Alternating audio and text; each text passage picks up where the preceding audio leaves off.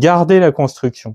Parce que vous pouvez pas vous empêcher, si vous voulez, quand vous dessinez, et surtout quand vous dessinez vite, de construire. C'est justement ce qui va vous permettre de mettre un certain nombre de repères, qui va vous permettre ensuite de dessiner de la façon la plus rapide possible.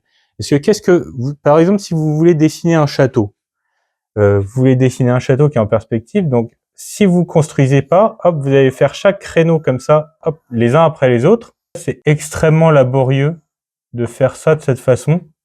Et en plus de ça, je vais pas garder exactement la même distance, etc. surtout, ce qui fait que ça va être très difficile de garder ces proportions. Donc par contre, si je dessine mon château en construisant,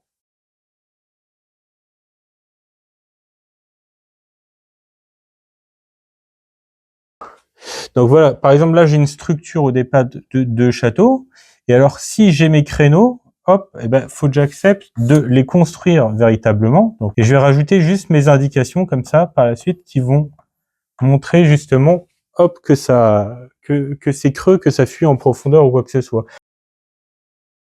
Et vous voyez que je vais garder en fait tous mes traits de construction qui ne font pas partie du dessin définitif. Et en fait, c'est pas grave. Et si vous voulez dessiner vite, il faut accepter de garder ça.